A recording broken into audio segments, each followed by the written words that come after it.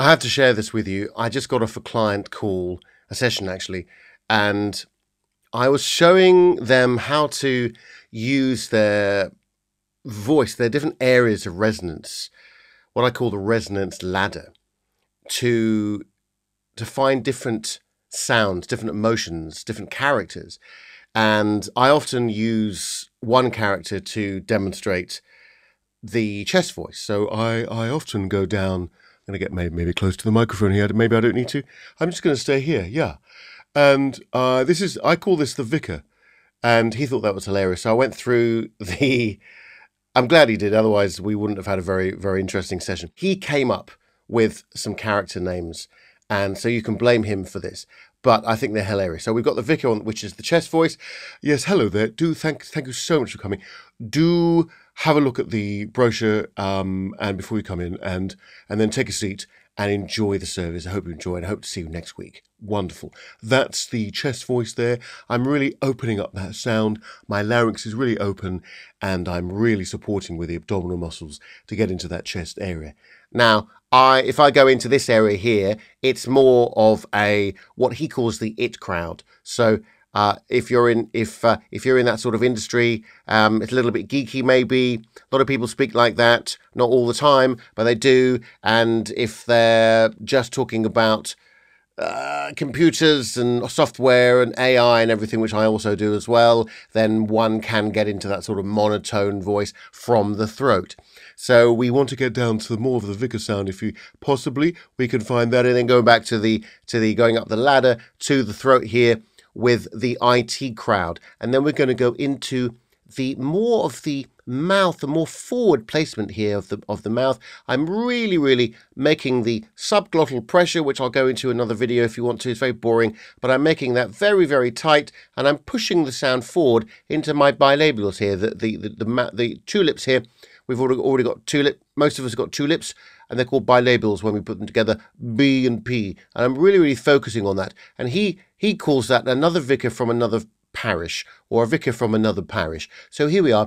Do come in. It's a little bit different to the parish round the corner in the other village, where he speaks very much like that. I'm going to demonstrate now. Here we are. The sound of the vicar from the other parish. He might be a lay clerk or something like that, and possibly he's in the committee. Actually, maybe he's in the committee, not actually a vicar, and he speaks like that. So do come in and sit down and find yourself a pew. And to carry on. This is, I don't know why I'm going like this. Sounds a little bit like Boris Johnson now. Anyway, a little bit, he's more throaty. I was completely wrong. Ha, yes. I don't know why I'm doing impressions. My point is, where do we else get to? Yes.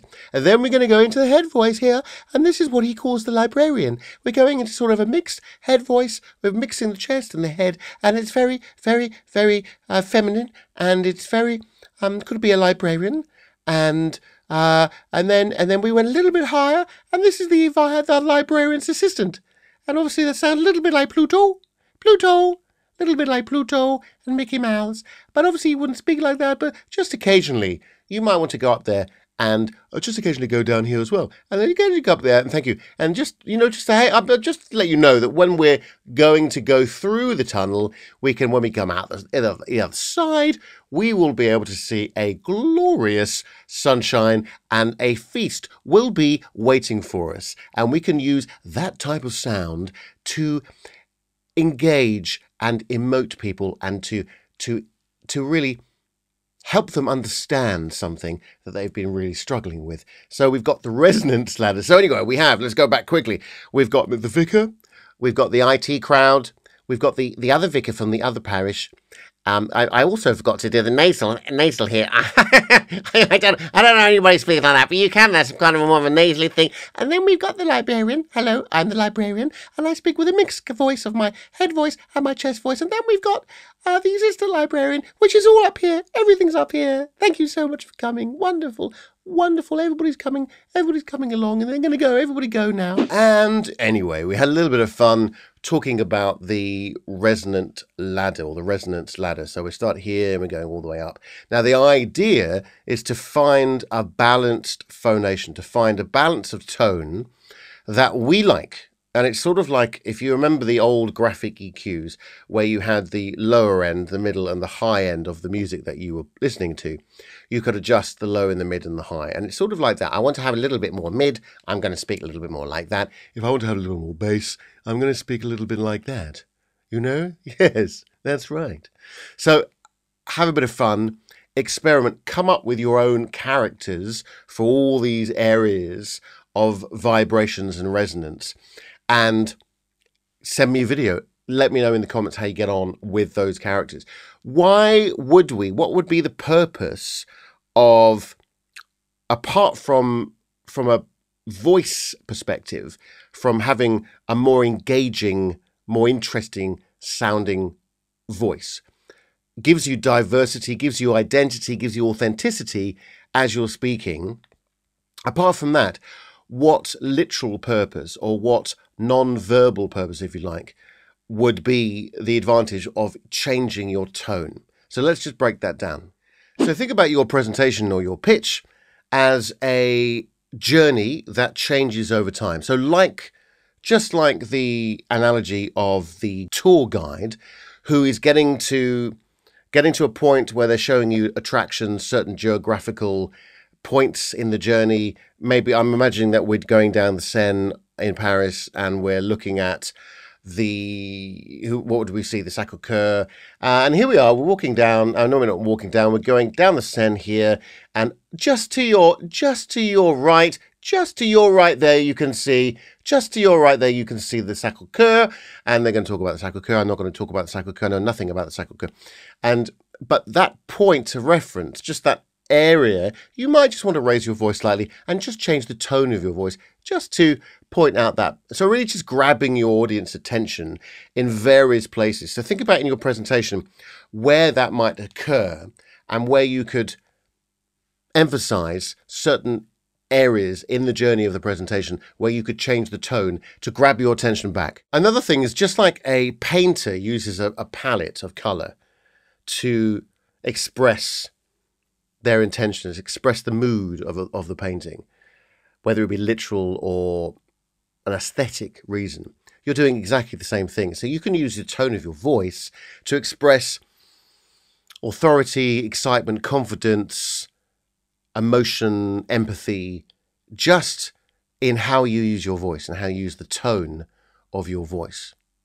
Picking a different color, combining different colors to create another color, and to express that color will give your message more depth, more meaning, and emotional connection. If you want to, for instance, show control and authority, then a steady tone will give you that assurance, especially in management and leadership roles. So that steady, pure tone, without going too ethereal, too airy, will give you a very steady, controlled, defined sound that you need if you're managing a team or you're in a leadership role, for instance. Think about a ship's captain traversing through rough seas. His tone, his orders need to be steady, they need to be assured, and they need to be very confident and stay in charge. Their voice needs to be strong and steady. Just like if you're giving a presentation, your voice needs to be authoritative and in control to guide your audience through the information that they're wanting to deliver. On the other side of the coin, inauthenticity is also something to be considerate of. People can generally tell whether performance is forced or has been practiced or hasn't been practiced enough, actually. And that's going to diminish the authority of the actor or of the character. And you're not going to believe in that character, and you're just going to be looking at the actor and studying the flaws of his or her delivery. In the same way, if your tone doesn't match your natural style, how you speak normally, then that's going to seem weird. Obviously, people have to know you and have seen you present before. Your non-verbal cues are going to not match how you move, how you gesture, how you communicate to the audience. Being real is important, and it builds trust, especially if you're looking to go into more leadership roles. Just like in acting, you have to be completely together and in synergy with you and who you are and your identity. Think about a GPS system, your sat nav in your car, on your phone, your app, etc. I use Waze. Good advert for Waze is not always that accurate, actually. And it might start to give me different directions. That gets really confusing, especially if there's a diversion. I know I'm going down this road, this literal road, but I am. But so think about GPS. Now, if your tone of voice is going off at different directions, and it's for instance, if I start speaking like this, and talking a completely different voice, you're not going to trust me. I have to be authentic. So it's really, just be careful if you do experiment with different tones of voice. It's really about creating engagement and variety and diversity for your message, for your delivery. You have to think about being authentic and not going off-piste with your message. Just like in music, we have to be in time, we have to be in sync with the other musicians, and we have to think about how we're going to emphasize certain sections, certain phrases. We get from the verse to the bridge to the chorus to the second verse to the other bridge, the middle eight, and then the chorus again, double chorus. Thinking about how we can emphasize those. Now that can be a modulation, a key change, or it can be a slow pace can change, the timbre can change. How do we make our presentation more interesting in that structure, for instance? Well, we can use tone of voice. So for instance, pace, tone of voice, pitch range, dynamic range can make a massive difference to how you come across within your presentation. So for instance, if you wanted to tell a story, then you might just slow down a little. And I'm going to tell you a story. And this is something that I have told a couple of times, and it's a little bit risky, and etc. So you're slowing down. It's much more comfortable. It's softer. The pace is different. It's much more conversational, it's much more personal, much more one-to-one, which is very different to giving a video presentation, for instance, where I want to be excited, I want to engage you, I want to keep you engaged, so I'm giving a lot of energy out. It's a very different thing to telling a story, perhaps. My last little bit of advice is, if, just like a chef, if they have a customer that is gluten intolerant, for instance, they will change the menu slightly.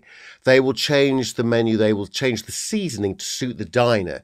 You need to change the delivery to suit the audience. So the audience might prefer a more academic delivery. The audience might be very young and vulnerable and lacking in knowledge. So you want to make it as creative and as interesting and as engaging as you want to. I would argue that you always need to make it engaging and as interesting, but you might want to change the delivery for the audience. The audience might know a lot about what you're talking about already, but they might not. So that's that sort of hierarchy and that level of where the audience are and their expectation of the presentation is going to be dictated by the tone of your voice. So let's just recap, shall we, just a little bit.